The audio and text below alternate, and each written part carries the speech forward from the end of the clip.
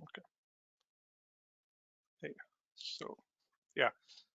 So welcome everyone to today's IIA Bangalore chapter PDM session. Right. So as you may know, the IIA Bangalore chapter conducts these PDMs on a monthly basis. Right. So there was a lag last year. We didn't do it that often, but now in the post-COVID environment, we have started doing these virtually every month. Right. So. Uh, and this month we are fortunate to have this session on. So the topic for today is ethical hacking, essentially the role of ethical hacking in data protection and fraud prevention, right? So I think is a perennial topic, always relevant. And I think the relevance kind of gets enhanced due to the remote working scenario that we are in, the various developments taking place in the world today, right? So a very, very relevant topic. And presenting that today would be Mr. Nithin Krishna, right? So he's an information security professional, right, with dozens of qualifications and certifications, right? I don't think we have time to name them, right? Too numerous to name. He's essentially a alumni of IIM Calcutta, and then he has worked in several companies. He's currently with Lowe's India as an information security professional.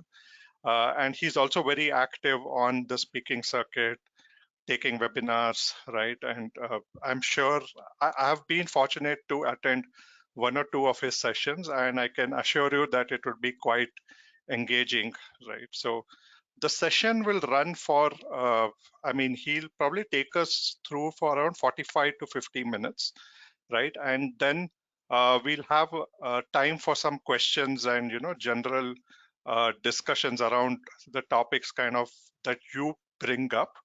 Uh, that will last for around 7 to 8 minutes.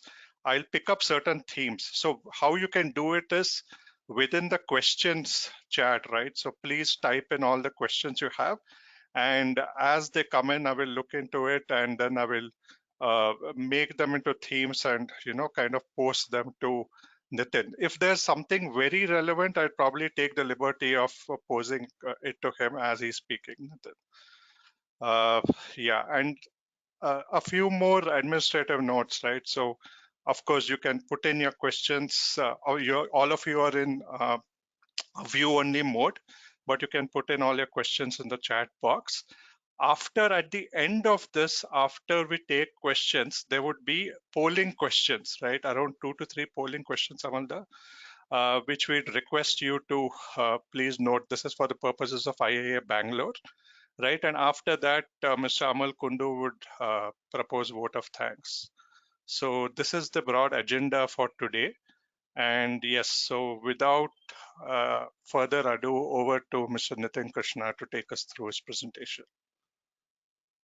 Thank you so much, Aditya. Really appreciate it. And I take this as my privilege to give you an overview of cybersecurity, which is very important in these days, right? Because as you rightly mentioned, post-COVID scenarios has not been very easy for everyone.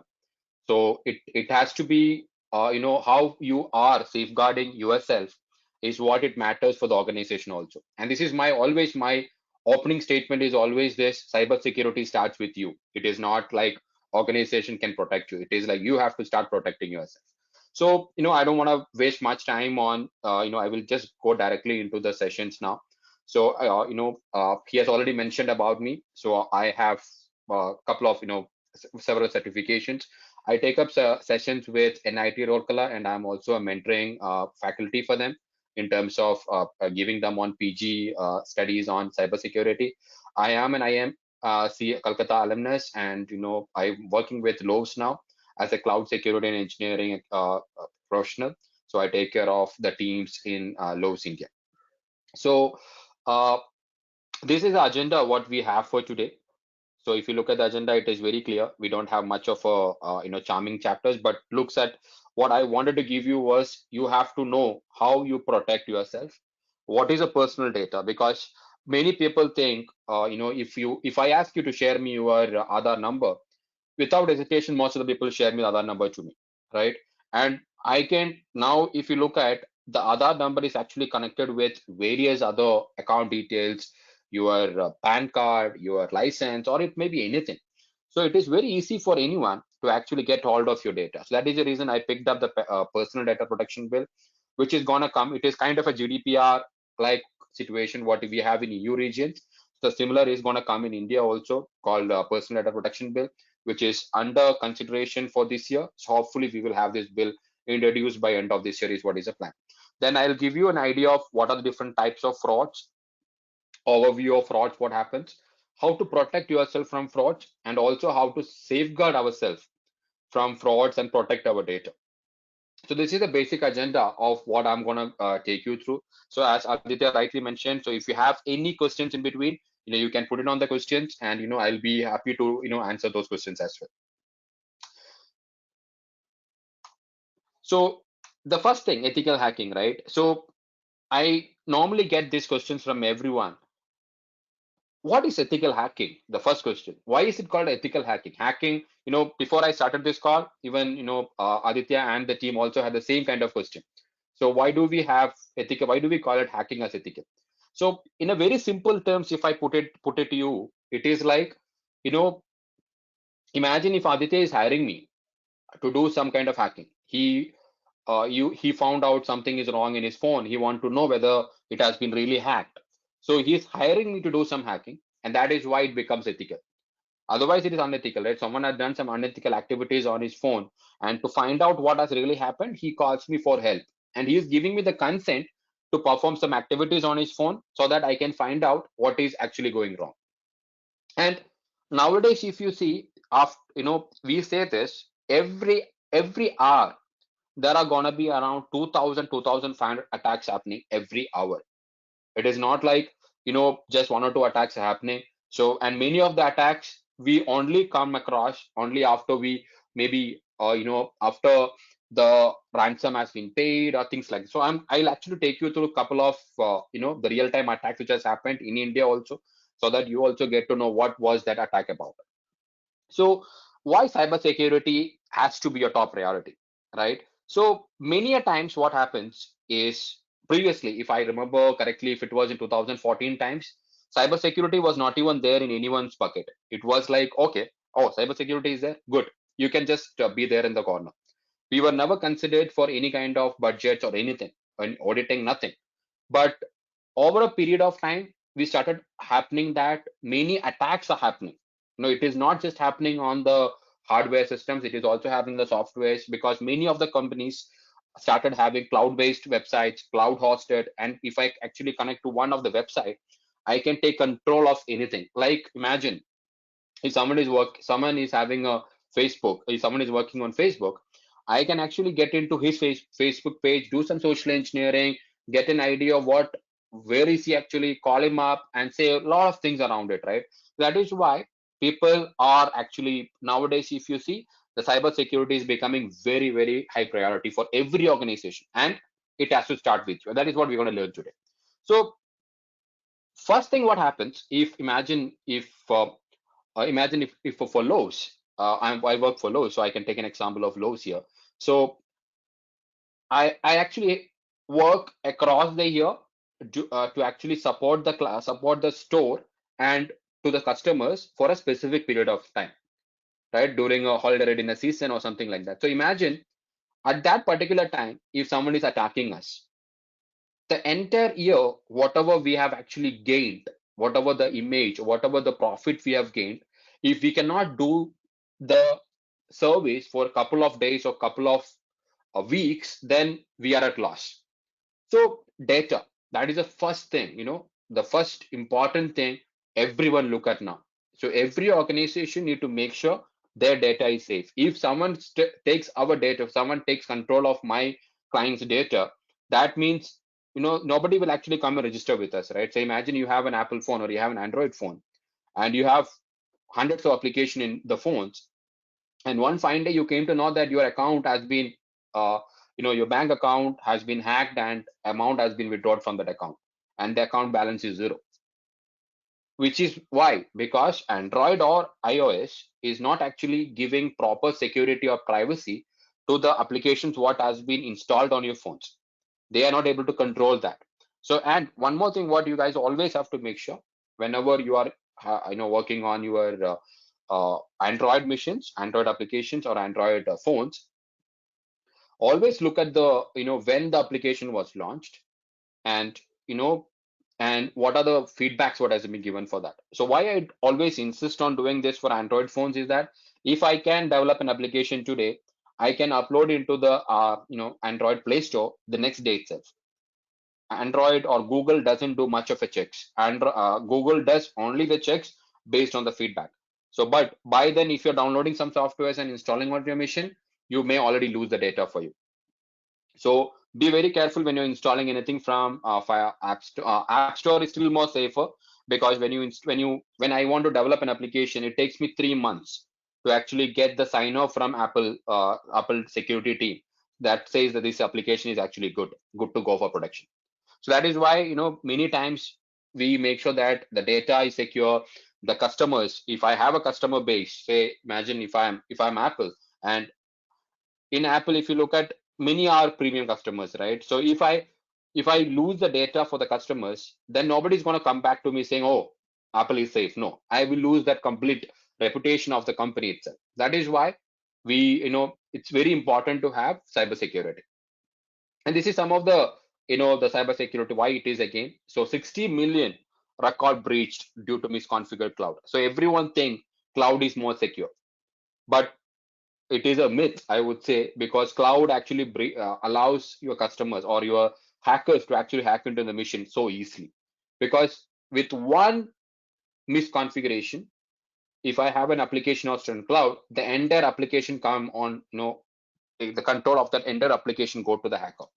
So, and many of the times what happens is, the applications, whichever is hosted on cloud or whichever is hosted on-prem. So every time we have to make sure this is secure, right? And that is done through various activities called as offensive security, defensive security, and in offensive also we have a lot of other things to do. So this is something which we discussed already. What is unethical and what is ethical hacking? So hacking, if you look at it, is purely legal, right? Even if you are giving me consent. So sometimes what happens, someone calls me up and say, hey, Nithin, can you please help me hack this account or Gmail account or Facebook account? I would say, come on, no, you have to give me a statement saying you hired me to do this. Because what happens if imagine if Aditya is coming to me and saying, okay, my Gmail account is lost, I need to hack this for me. I can actually do that. But what if, Google is coming up and they are finding out that some kind of mischievous activities are happening, or some abnormal activities are happening on his account? Google can directly go and file a complaint against me from where the IP addresses come. And with the situation what we are in India right now, the the cyber crime is very, very good actually. The cyber crime team is actually very good, and they can immediately come and arrest me from the IP address what the system is actually having. So that is why the unethical hacking is purely illegal, and the consequences are very bad in India also and across the globe. There are some countries like New Zealand, Turkey, Vietnam, which places are not having much of a illegal aspects of hacking, but still, there are consequences of it. And ethical hacking is nothing but person like Aditya is giving me a consent. He's writing it to me. He's giving a pure consent, or an organization is hiring me to make sure all the application what is being hosted on cloud, or the on-prem application, I am having the complete liberty to actually do some hacking on that. So that is why it is called a ethical hacking. So unethical hacking is not actually, there will not be a term called hacking. It is called as hacking, and when I get a consent, it is called ethical hacking. So this is some of the known attacks what has been happened over the period of time. You would have never realized there are some attacks like this. So I'll just take some quick examples of some of the common things what you normally come across. Facebook. I'm sure that many of us would have a Facebook account. And there is a feature in Facebook. If you go to your profile, there is an option called as view as. You can actually view how I will see your profile, right? So what happened with Facebook was, when this view as feature view as feature came in. So with any view as option, there is actually a token getting generated, an access token get generated, so that you are able to see how the other user is actually visualizing your page. And that was actually taken over. And you won't believe There was 50 million users who went through this attack, and people are not going to target us, right? They are going to target celebrities who has billions of followers, millions of followers. And when such things happens, it is Facebook reputation at stake. And it happened many times. It is not just once or twice. It happened with Facebook, and you would have remember, right? I think last couple of, I think 3 4 months back, even Twitter was attacked. A huge user base has been taken over, and many people started thinking why Twitter is not safe. Why are they not doing anything about it? And the first thing what you have to understand, when there is a declaration made by Facebook. Okay, I'll go to that in the next slide. So this is a very common company. Everyone would have heard about it, called Cognizant, right? Cognizant was actually attacked last year, last to last year, 2019, and it was called as a ransomware. So they were attacked. They were taken. A huge amount of data was taken by the attacker, and they kept it with them. And they said, if you pay the ransom only, we'll give this. So normally, what happens with ransomware attacks? It's a kind of an attack. It's a very common attack happening. Ransomware is nothing but if I'm attacking you and I say you pay me this money, otherwise I will not give you the encryption code. I will encrypt your complete system, and I'll say I will not give you the decryption code so that you get the data back. But with Maze ransomware, it was a little different. So what happened was uh, the attacker took control of the machine, and at the same time, they took the entire data from Cognizant servers into the attacker server. And when they received the data, if the Cognizant is not ready to pay, the attacker said, if you are not paying, I will completely put this data on cloud. And that is going to create a lot of problem for Cognizant, right? Because they had a lot of banking applications, banking vendors, banking information available. They had a lot of other sensitive information which was also available there, and which they couldn't actually, uh, they said, no, we cannot actually give you this, and a lot of issues has actually happened on that. And even the companies that filed, the client companies have actually filed lawsuits against them because it was completely against the ethics of the company. So which is why, and as I said, this came up in the month in 2019, but the actual attack had actually happened in 2017, 18 times.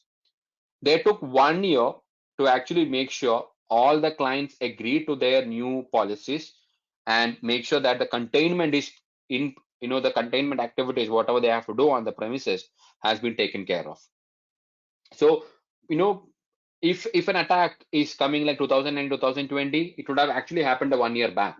Every time, even if a reported attack is happening today, the attack would have started happening from a long time back, maybe a year back or 6 months back. It takes a company to actually declare it outside, saying, okay, this attack has happened and this is the outcome of this. So many of you know about Equifax, right? Like a CIBIL, what we have. They almost went bankrupted because of an attack which has happened on their application. So it was just they didn't upgrade to the new software. So that is why whenever you're getting any upgrades, whenever you're getting any updates for your operating system, phone applications, please make sure that you update it every day. Do not keep it pending, because if you're not keeping your phone updates, like if you're having an application, banking application, and if you're not updating it regularly, which is having a very high possibility of attackers to notice that and they can attack it. So this company has actually went to bankrupt because of this attack. So you can imagine the consequences of that, right? And it is not just happening across bankers or IT companies. It can even happen to the healthcare company. This is one of the best example, the Barnes Jewish Hospital. And what happened there was, they actually a protocol, they kept the server, one of the misconfigured in the server settings, which had caused millions of data of people has been lost from there. And that details can be actually used into many different ways. Say you get a call nowadays, right? You get random spam calls.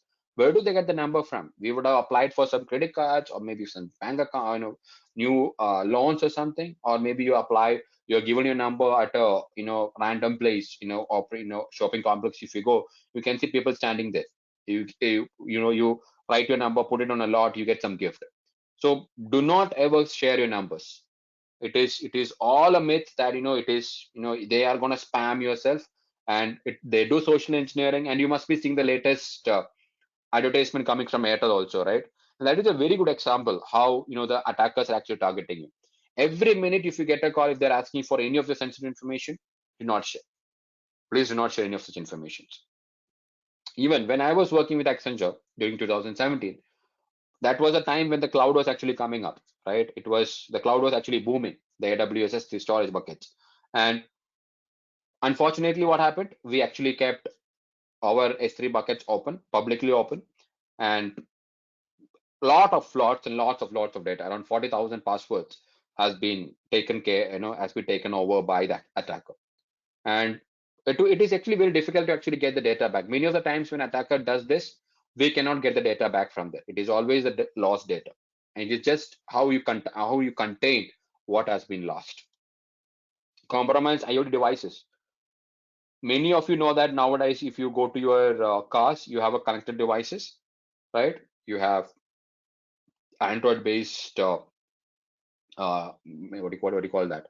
Your devices, like your entertainment systems, and you have a lot of other advantages. You can switch off your ACs, you can start your AC, you can start your vehicle. Everything is good, but just make sure that you are in a secure environment when you're doing it. Do not ever, you know, give your Wi-Fi passwords or hand over your Wi-Fi router access to anyone else. It is very vulnerable. A lot of man in the middle can attack can happen, and people can take control of your car while actually driving, which can cause even death, right? And even the medical devices, which is also possible to be hacked. So all those cardiac devices, all those peripheral devices, like even Alexa, Google Home, everything is possible to be hacked. So please make sure that the first thing what you have to do at your home is that if you have your router, if you have your modem, first thing you have to make sure you are changing your default passwords. Do not keep your default passwords. Change it to some strong passwords. And do not keep your Wi-Fi as your default password. Change your Wi-Fi default password also. Do not keep anything of that. First thing what you have to do. Nitin, this is Aditya. So Yeah. just one question, right? So we're talking about this compromised IoT devices, right? So this Mm. sounds like science fiction, no? That I mean, you're driving and you kind of your controls are taken away from you. So is this more in the realm of the future, or This is has it already really happening. happened? This has really Can you happened. give some examples or a little bit So color on? the Yeah. yeah, the example is right there. So there was a Jeep Cherokee cars. There was device was connected to the IoT, and what happened was, we were actually able to send. So the scenario is called as man in the middle attack. So imagine when you are actually connecting your phone to the Jeep, I can actually interrupt the signals in between, and I can decide whether the information should go there at the right time. So you may press it twice, like, okay, you have to start the car or you have to apply the brake. You may press it twice. The first time it didn't happen. The second time it happened. The instance what I'm doing is that I'm holding the command with me. So when you're actually driving, I will leave the command from there. So what happens? You thought the data what has been sent from your end has not received there, but it actually kept by the man in the middle person, the attacker. He will send the signal whenever he wants to send it to your device. So into your Jeep or to your vehicle. So at that point, what happens? Imagine you are going at 100 kilometer speed, and if I'm immediately sending you a brake signal, right, you will have a problem there. So that is what is happening. That is what is possible. It is not actually it's not a fiction. It is really happening. And all the James Bond movies, what we normally used to see, right? Everything is actually happening one or other way, but not rightly in front of us, but it is very much possible. That's interesting. Thanks, Nitin. No problem. So the next thing what I thought will be actually applicable for us is the personal data protection. Many of us know that in India, if you look at, nobody actually care about personal data, right? Many of our data is available public. People knows if actually if I share my if I'm applying for a new credit card, or if I'm applying for a personal loan, or if I'm applying for a housing loan, I share all my documents to them. What is the guarantee that I have this documents is not going anywhere other than that? Do they take care of the document? The bank is taking care of the document? Is it really so? If you think it is that way, no. As soon as you apply for a personal loan or any other financial transactions, all your data, whatever you're sharing with one bank, it is going to share with the entire banking, entire banking sectors. And when I say the entire banking sector, it is not just them. It is going to reach to your, all the telecallers will have the data for you of you. but they will not have all the information. Banks will have almost every information, but some other, imagine if it is like a telecaller working for credit cards, they might have your name, your telephone number, your Aadhaar number, your PAN number, and your CIBIL score. And this is all they have. Sometimes what happens, they will not have your name also. They may just have your number and these details. So it becomes very difficult in India to actually protect the personal data. And that is why we have this law. The law is actually coming up. And this was actually, in 2018, Mr. Puttasamy has actually put this statement, right to privacy. We need up actually the privacy for our data. How do we protect our data? How do we make sure that our data is safe and my privacy is in my hands? Now it is not like that. Though we share all this information, though we do not share many of the information to the external world, but it is still possible people can actually get it. So this is the existing privacy laws, and it is very, very, very liberal in India. It is very easy to actually to get someone hold of you and get the details from you. So once this Aadhaar thing came up, we thought everything is going to be stabilized. But now everything is connected to Aadhaar back. Your bank account, your PAN number, everything is connected back to the Aadhaar, which makes if I have, imagine Aditya's Aadhaar number, I can actually find all his account number attached to the Aadhaar number. I can get his PAN number. And if I get his PAN number, what I can do, I can register, I can log into his income tax portal using the default, the passwords. I can, passwords can be done. I can get it through the social engineering methods of Aditya and get the passwords. And I can log into that. I can understand that, okay, he's having this much of package. And what else I can do after that? Lot, and I can understand the bank accounts details. You would have given the bank accounts. Okay, these are the bank accounts I have with the complete digital number with the IFSC code. Then what I'll do, I'll call Aditya one day and I'll ask him, hey, Aditya, you have this account details here. So I can see how it is really happening, the Airtel ad, right? So I can just call him up and say, you have something left out like this. Would you like to take it up? You, this is the account number. This is your IFSC code. And he will believe because I'm having all these details with me. And then he will not be, he will be like, okay, fine, I'll give you this number details. And then it is easy for me to actually change his passwords because I have the sensitive information of his maybe date of birth, his mobile number, his bank account number. I can call up the customer care and say I lost the password and they will actually reset it for me. So this is actually happening. This is actually happening across the world. And that is why this personal data protection bill in 2019 has come up. And this is going to be mostly this year we are going to implement this. There are little more talks happening around it, and this, if this comes up, it actually gives you more liberty to actually say, okay, I have some privacy in my data. But we don't know whether it is going to come, but we are hoping that it should come. So it is called as PB, so that is how it will be called as, like how we have GDPR. So like hoping to see that coming in this year. So mostly it was called it will come in the Feb first week. That was expected, but nothing has happened in the Feb first week. Still the discussions are going on. Hopefully by the next couple of months, we are expecting this law to be live in India. And this is actually a good sign that we are getting more privacy. And this is how the data will be classified across this. The data, we have a personal data, sensitive personal data, and critical personal data. So anything is which is critical personal data, like imagine your father is working for Ro.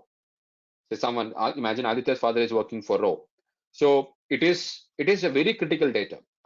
Nobody can actually share the data with anyone, right? But sensitive information like that will be under you. That will be the data classification. But critical information like this, or someone is working on cybersecurity, or someone is working for international something. So those kind of things will be coming as critical personal data, and it will be notified by the government of India itself, which will be under their control. So they will get a note as soon as someone call for that information. They will get notification that okay, for Aditya's parent details, family information has been asked by someone. So they should give proper justification why they need the data. Then only the data will be given to those people. So this is how the data classification happens, and this is the personal data. It's an anonymized data. It's not a personal data anymore, right?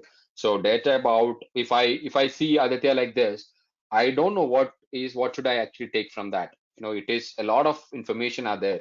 when during the discussion itself, if you remember, Aditya said I work for Logs.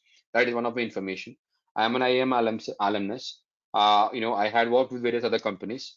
Uh, I have certifications. So all this is actually personal data. It's a personal data which I'm happily sharing with others. But there can be other personal data. What is my trait? What is my characteristic? What is my identity? All those things are also part of this, right? So all those things comes in as a personal data again. And this is called a sensitive personal data.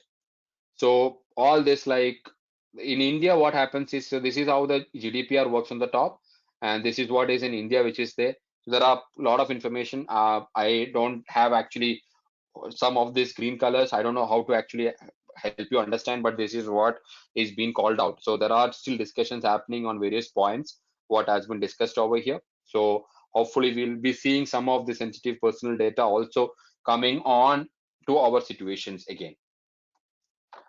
Great. Okay. So now this is about the personal data protection, and now we are getting on to frauds. So mainly what happens in frauds is that anything can be a fraud, right? So whenever you're doing some audit, you find some fraud, or you might have a check fraud, you might have a bank account fraud. So how do you relate that to a cyber security? That is what we are actually discussing today. So a fraud, anyone knows it's a deception or a wrongful gain or loss, right? So anything which a copy which I'm doing is called as a fraud. So now let me correlate that with the traditional versus cyberspace. So if I'm trespassing on someone's account, that is, it's a fraud. But in IT world or cyberspace, we call it as hacking. Theft, it's a data theft. Hurt, if I'm hurting someone in a fraud way, that can be through a virus, worms, or trojans. Why? Because if I really want to hurt someone, I can actually put some virus into his machine. He will suffer a lot from that. He will not be able to do anything after that, right? His complete data, whatever it is, there will be lost after this. Wrongful restraint. So if I want to block someone, right? I'm doing some fraud activities. I want to block someone. In our terms, it is called denial of attack, denial of service. We call a distributed denial of service also, which is called DOS attacks. You must be seeing in news that this company has gone through DOS attacks. That is called denial of service, which happens like this. So imagine you want to access. This happens a lot during olden times when you imagine you are accessing IRCTC websites, right? So it was not a DOS attack, but it was like a service was down.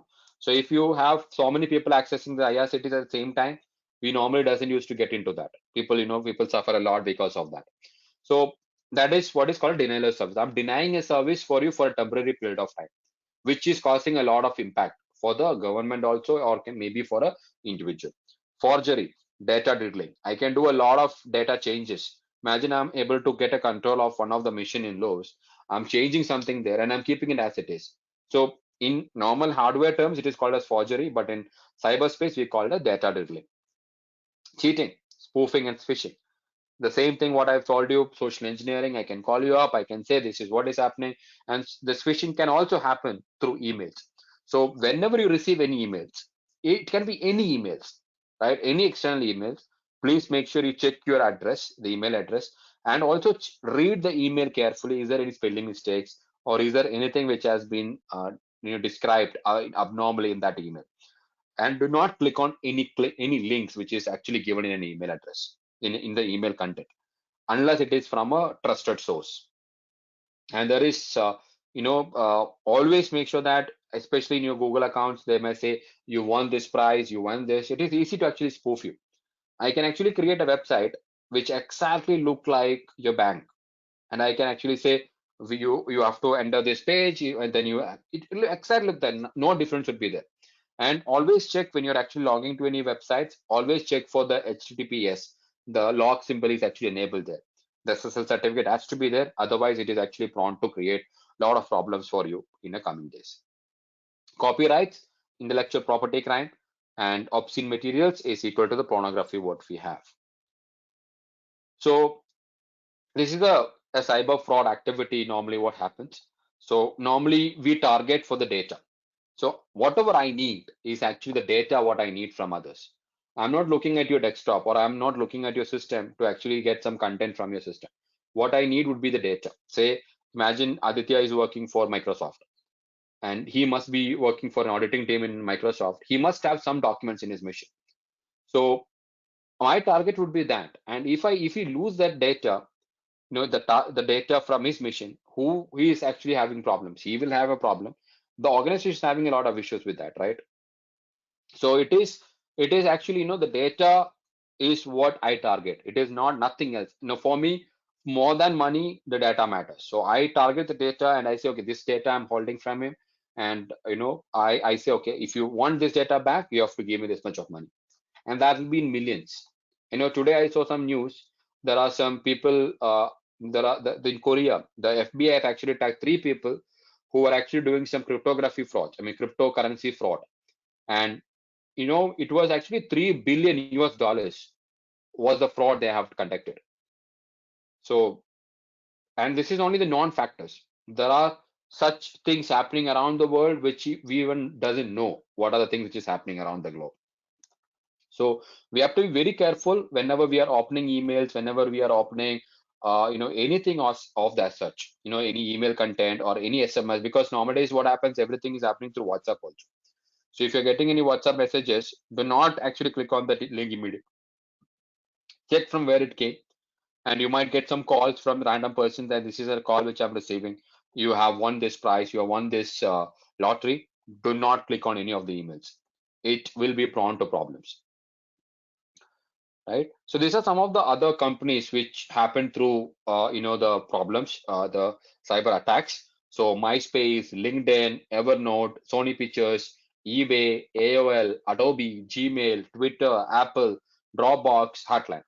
So now I think you can correlate. Uh, you know, when I started the discussion, Amal sir was asking me, is there anything which is not hackable? Right here, if you see, I have almost every softwares, right? Every good software. It is not like every premium software. Like Adobe is there, Gmail, Apple, Twitter, Dropbox, everything is listed over here, and everything is possible to be hacked. There is nothing in this world which is not hackable. Everything can be hacked. Everything can be compromised. There is nothing which is not. Only thing is that for a hacker, we need more patience. If I want to hack into any machine, I need patience to actually do that. That's all. If I have time, if I have patience, I can break into any systems available in this world.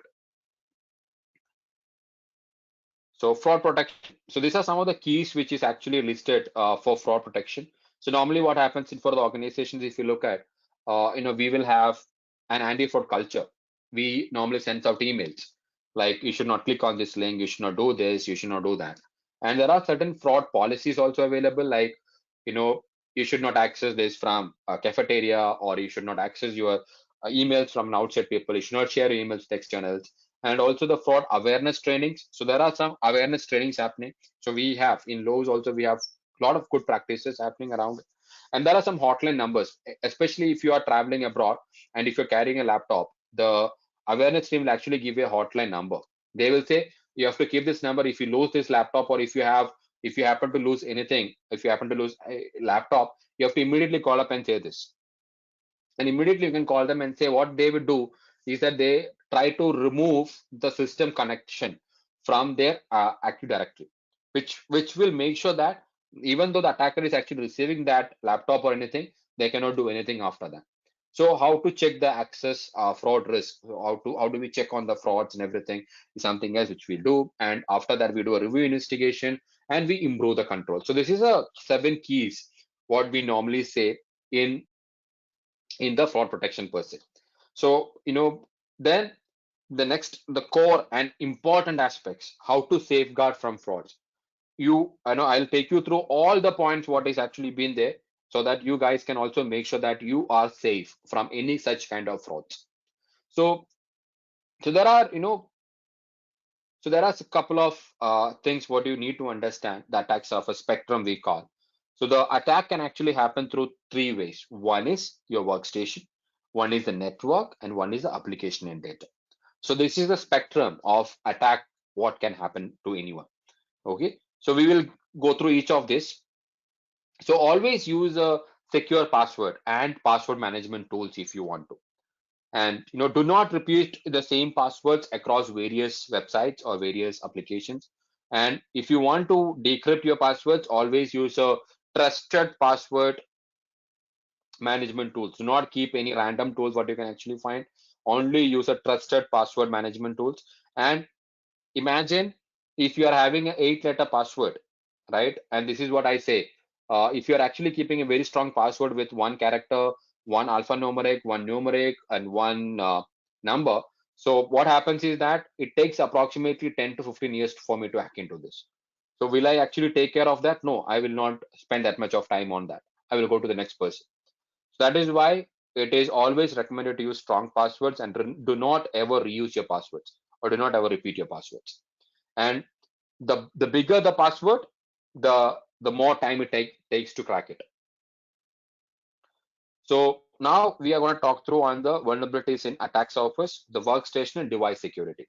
So whenever you receive your laptop or your desktop, do not turn off your default security settings. There you can actually see this default security settings, right? Do not turn off any of that.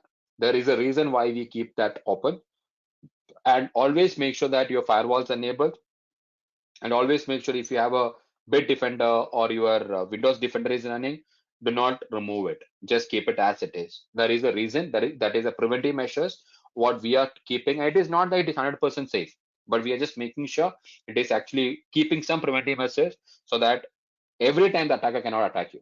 And it is not that attacker cannot attack you at all if you have this, but there are still possibilities, but we are limiting it, that's all. Use secure and trusted softwares. Do not download your softwares from anywhere across websites. If you're going to a torrent, do not download it from there. Always download it from a original source only. If you want to download your any applications, you just go to original source and download it. Do not download it from torrents or any other website which say they are giving you with this and everything. No, do not ever do that. And always verify the checksum. So some of the websites, if you go, you can actually verify the checksum. They actually give you a 36 character number. It will be an alphanumeric number, checksum number. You can actually take the checksum and check whether this is the right software what I've installed. So that is also possible. Implement role-based access. So we call it RBAC, and the reason why we call it like that, say for example, uh, in your team, someone needs, if you are sharing an Excel sheet, over is now people are working from home, we doesn't actually share the actual physical copy, right? So we will be sharing through OneDrive or we will be sharing through Teams. And when you're sharing that with them, you have to make sure that everyone do not have the complete permission to actually delete it or remove it. They might have just a read access, or some might have or just a write access into this, but delete access will be limited. So similarly, for any applications what you have in your organization, you have to make sure that it is RBAC. You have the role-based access for better security aspects. And whenever anyone is giving you any thumb drives, do not always put it onto your device. Do not ever do this.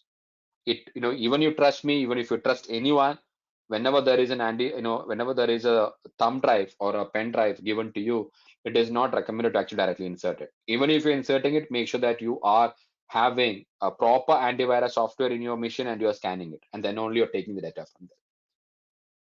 Secure all devices in the print network.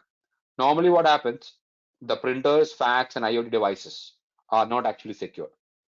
Like IoT device, now everyone's home will have Alexa or Google Home, right? How are you safeguarding that? Or you have a printer which is connected on the network.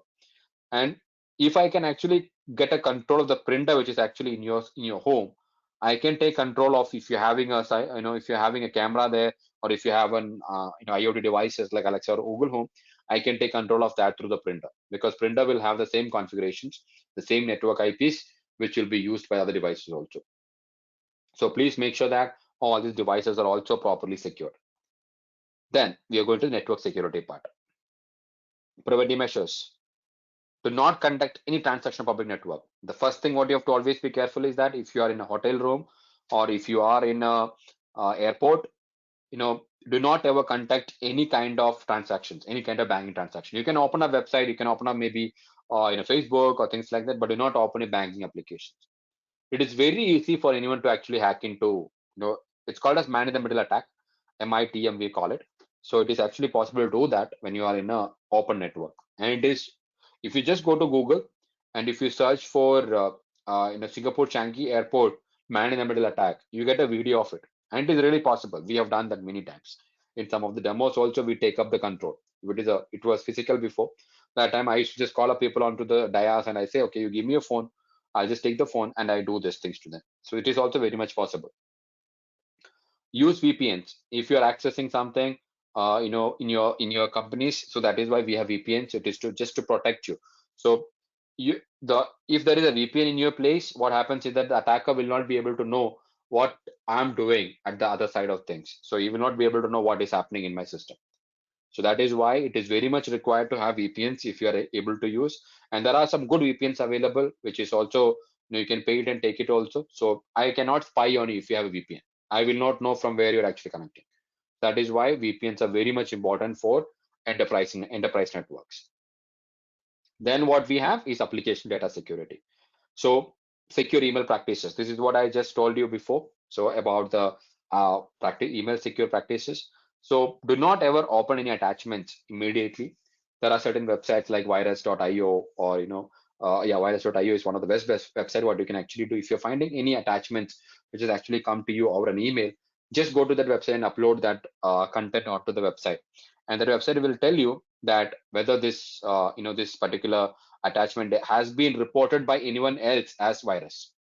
That is also one a good sign that you can protect yourself from malicious activities. Then always refrain from accessing suspicious web pages. So you must have seen websites which say, this website is not safe, right? So always make sure that the website has a key or a lock symbol on the top on the address bar, which says it is HTTPS enabled, SSL certificate enabled. If that is available, what it means is that any content, any information which has been sent via your website to you is actually secure. Nobody can actually take in between. But even then it is possible, but it is not that easy to actually grab the data. So always make sure that your data is being taken care of. You are making sure a website what you're visiting has proper authentication checks done, and also making sure that you have all the SSL certificates enabled. And if sometimes what happens, you visit a website, you get a lot of spams, right? You get a lot of mal ads. We call it as mal ads. The reason why it is because it will say your system is having virus or your phone is having virus. You have to download the software so that you can avoid it. You can get rid of this virus. So it is actually a false information given to you. It is nothing is like that. It is just a random message which actually been shown to you. Immediately you download that software onto your machine. That is when your a virus is going to hit your machine. So do not ever download any such content. If your phone is infected, forget it, not a problem. Just get an antivirus installed on your phone or your laptop and just do a scan. Make sure that it is removed. That's all. So do not ever download any software which comes in a pop-up saying, okay, you have a virus in your machine and you have to download the software to remove that virus. Do not ever do that. Always use secure services. So do not, imagine uh, I'm actually coming up with a new communication tool and I'm saying, okay, this is completely available for free of usage, like how Zoom started, right? uh, During the pandemic started, when I think it was March or April, when the Zoom started having a lot of calls. Zoom was actually not ready to actually have this much of capacity. Zoom was maybe used by very normal people who are actually using Skype or Teams or even WhatsApp. But when it came to Zoom for a business communication purpose, Zoom was not ready to accommodate that changes. So Zoom had a lot of vulnerabilities, a lot of flaws in their system, and every of that flows has been taken over by people, and it was really being disturbed, and many of the systems were actually being taken care and taken control. All the data what has been shared over the Zoom network has been taken over by people. So that is why we say if you are sharing anything over your the communication tools like Teams or anything, always make sure that you're on VPN. Do not ever share it just like that. Please make sure that you're on VPN before you share any content with anyone, right? Okay, so that completes the slides what I have, and now I'm open for questions. So Aditya, over to you. If you have any questions, we can discuss over the questions what we have. Sure, sure. Thanks, Nitin. So we have received a number of questions. I'll just probably take one or two. Uh, Sure. so there's one question in terms of uh, is it true that a few years before Google Chrome was known to have access to our laptop cameras by default, and therefore, by implication, uh, recorded pictures and videos. So, I mean, I guess the larger question is the lot of rumors in terms of ability of social media companies to do these things, right? So, to what Yeah. extent is this borne out? Maybe quickly, if you can just address that. It is even possible now, right? Even the Google's last update, which was called as the recent update what Google has made on Google Chrome. So there was a 0-day attack on that also, and which if you have that particular version in your laptops, it is very much possible that the hackers can actually grab control of your machines. And when I say control, they will target on your cameras or your the data what you have in that, and it is easy. If I take a control of your device, I can actually take control of your entire system, your cameras, your everything. And I can also switch off the light what it displays on the camera also, so that you will not know the camera is really on. You might even you will not even realize that your camera is on. And I get your location details from the app, from the Google Chrome itself. So it is always better not to save your passwords in Chrome, not to give any Hmm. permissions other than just to open up an email or something like that. Do not give any permissions on any of the devices. Yeah, yeah, absolutely. So then there's also a question about, so how do you prevent? So I think you alluded to the view option in Facebook, right? So Yeah. so what should one do? I think if you can just again reinforce that. De- Delete your Facebook account. That's all. Nothing else. Because that is not in our control, right? So Facebook is not actually giving us the control to actually make sure that the view option is not there for you. It is given to everyone. So, but luckily for us is that we are not celebrities, so people are not targeting us. But there are attacks happening. I get attacks. I normally get some random attacks happening on my devices. So I take it in that way. So I do some freelancing for some other police departments, cybersecurity teams also. So they are targeting people. And it is not just they need money from everyone. It is that they need data. What is that I'm using? What is that you are using? What is the kind of thing? Mhm. So especially for the social media thing, it is better to stay out of it. Do not share much of information public. But it is very difficult to actually stay without social media also now, right? But Yeah. share information, but limit yourself that Mhm. with that information someone should not get to know you better. They should actually come to you physically, understand you better. So I have seen people sharing their passport details on that. I'm traveling to this place. This is my passport Mhm. and passport and ticket details. With that, Right. I can clearly know that this person is traveling to this place, this passes passport details. So I can really get more information about it, right? So it is Sure. Yeah. recommended, limit your usage. That's all. Otherwise, delete your account. That's all. Absolutely. Well, yeah. There's then the technical part of it, right? So there's a question from someone saying that very often what happens is you're not able to upgrade applications in the mobile system due to less storage space, right? So Mhm. is that so therefore you're going with probably older versions. uh, so the question is there a way to upgrade the application or have do you need to delete unusual or old data? And how do, I think the main question is how can one hack the information if you're not upgrading the application on time? So is there a linkage between a hacker being able to hack a system and that an application and that application not being the most updated one? Is there any linkage or uh, Yes, yes. okay, So if you remember the Equifax which I've told you, so they were right, using an Apache Struts version 2. right, Okay. So version 3 was released by Apache Struts. yeah, Their new version right. was released. And the version 2 had a vulnerability.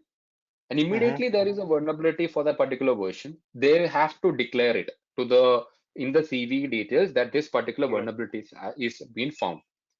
Hmm. Okay. So what attacker will do is Attacker can Mm-hmm. actually run a scan across various networks. We can come to know Mm-hmm. that who are using this particular version, the older version of things. And I Yeah. can just use that details and I can hack into that machine. Say in mobile Mm-hmm. applications specifically. Say imagine you're Right. using this mainly happens in Android machines, but it is not that doesn't happen in iOS, but it mainly happens in Android. Previously, if you remember, there has been applications called as Ludo. The It was very Mm. hyped up during this COVID time, right? There were Right. other application which was exactly looking the same. It was a Sure. replica of that. But with that, Sure.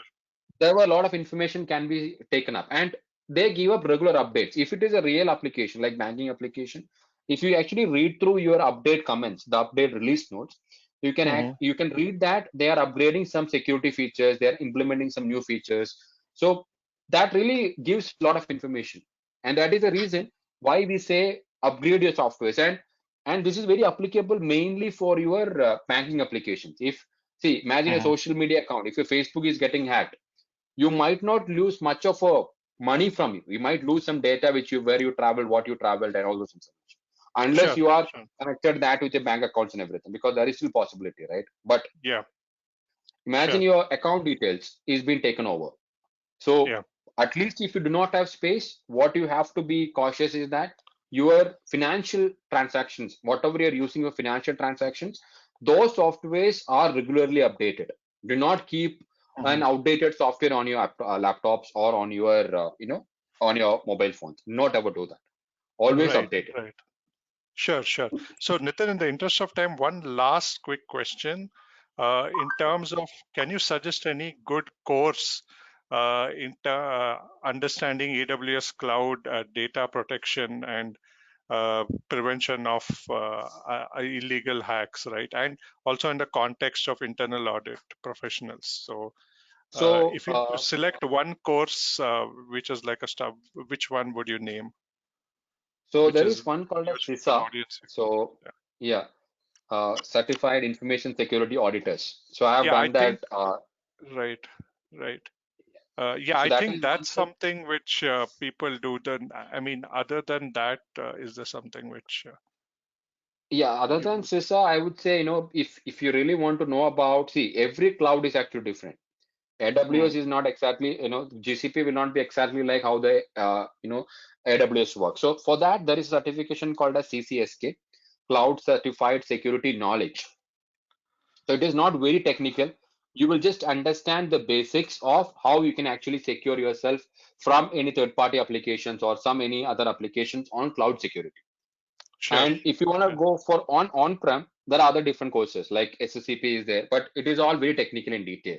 But CCSK is understood. actually a very good course for everyone, Right, whoever is working on auditing also. So they will get good absolutely. amount of knowledge on it. And it's a Hmm, very good hmm. course. CCSK it is called. Absolutely. Sure, sure.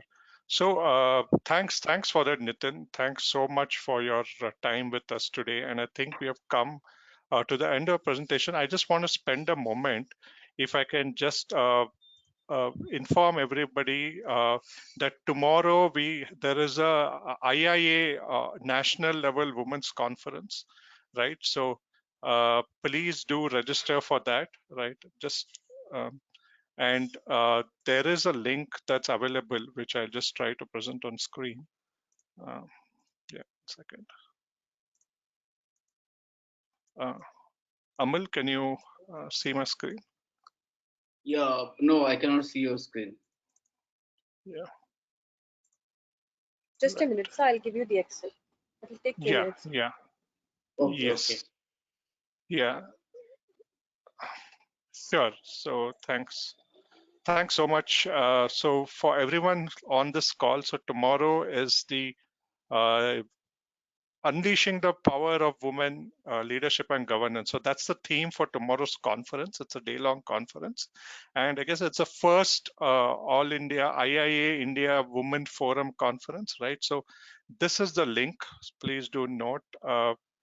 IIA India webconevents.com, right? So you can go to the IIA India site and then register for tomorrow's conference. So encouraging everybody to do that. And there is very good presenters, right, in tomorrow's conference, starting with Janita John, who is the national chairperson, the international chairperson for the Global Institute of Internal Auditors. So it's going to be a very interesting conference. So I would encourage all of you to please attend.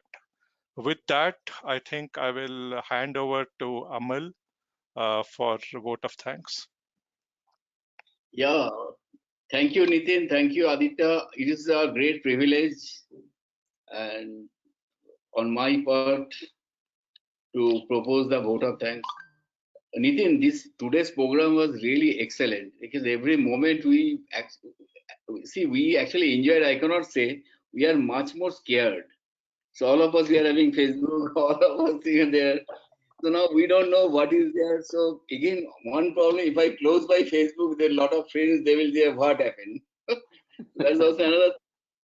But one thing you told that we have to, this actually router, modem, these are very important things. And you see, all this Google and Alexa, they are always listening whatever we are talking, even in the bedroom. Now, how we Yes. can prevent that? So you don't know whether this is actually listening or it is just, if I say, hey, please shut down, whether it really shut down or not. We cannot take out the power every time. So this is still one more question I'm having. On the whole, it is a very excellent program, and I will request IIA to share with us one actually copy of the entire session videograph. So again, anybody wanted to listen later, they can listen it very carefully because everything is so important. You have pointed out that in a 1 hour you told give us so many clues. So until as we listen it 2-3 times, we cannot take the proper justice also. So that is one thing, and lot of thanks to you. My question is that you are an IIM, one question, don't take it otherwise, IIM person and having so much thing. So what is your main interest in coming to this field? So these questions, okay, it's not the right time to ask at the time of vote of thanks, but it will be great if you can say like that, why this field attract you so much? See, it is one reason I would say, Amal, is that, thank you so much for the feedback again, but when I did my MBA, I did it for the purpose of doing it because, right, everyone has to do an MBA. That is how the Indian culture is now. And I did it, but it was not because I had a passion towards doing MBA. But I wanted to do something on to safeguard the data, protect the data. And that is when I came into this information security. And you won't believe every day we face different situation. I don't do every day same situation. Like if imagine today Amal sir had a problem on his laptop, it would be completely different from tomorrow what Aditya will have, or day after tomorrow what other person will have. So that way every day you are challenging yourself. It is not that you are doing a monotonous job. You will do every day different activities. And I also support various organizations like cyber security police in Bangalore, also in Mumbai, Delhi. I also support with ISRO teams on making sure they have a very strong practices. So when we are associating with various teams, it is actually building a good relationship with various people, and you get to learn a lot of things, right? Every day you you talk to people, and today I understand a lot of things from you. It was a knowledge session with you all, and I shared some knowledge what I had. And sometimes it will be like a 3 hour session where it will be very much interactive. Here people are not asking questions, but there will be questions which piles of questions will come up, and when I answer that, I'm also improving myself, and in the same time I'm improving the society also. So that is why I chose this career, sir. Thank you very much. One thing I can tell you, whenever we are going back to our normal mode, actually in-person mode, we'll have a one-day web BDM at least for So 2 hours because 1 hour this time is too short and there are a lot of questions. Even during tea also people will ask you a lot of questions because this is such a subject and all of us we are really truly actually worried about this. So this is one thing, and my from on behalf of Bangalore chapter, I thank you very much for coming here within a very short notice and giving such an excellent presentation. And also no problem. to on behalf of chapter, I am thanking our IIA in to making all these arrangements, especially Mehna, Chanchal. They are really backbone of doing this. Also, our management team like Bhavani, Krishna, Ram. So, thank you all. Thank you once again. And by just one more thing, there will be one Mehnaz will just after this immediately. We need your 2 minutes time. There will be one small poll, okay, for this poll question, 2-3 questions. Kindly answer these questions, and then today's session is over. Okay, Mehnaz, please give the questions. Sure, sir.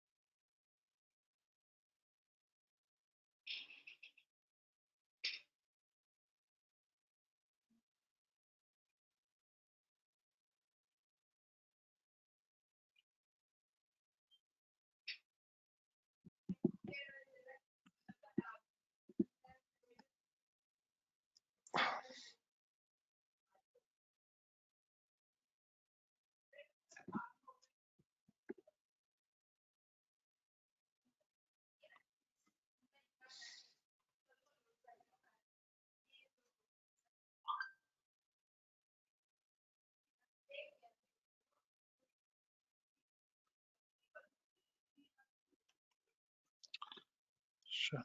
Can we close the session? I have completed the responses. Yeah. So Mehraj, only one request. Yeah, you have the recordings, Yes. okay? So these Sure, recordings, sir. if you kindly share, there are many people, those who are not able to attend. If they ask, we will share with them. Okay. Surely, sir. Surely. Thank you so much. Okay. Okay. Lot of thanks to you, Mehnaz and Chanchal. Lot of thanks to you. You people are the backbone of our entire thing. Thank you, sir. Okay. Sure. Thank you. Thanks a Thanks, lot. thanks, Yeah. Mehnaz Oh, and everyone else. Thank you. Thank you, Thanks, Aditya. thank you, sir. Bye. Thank you.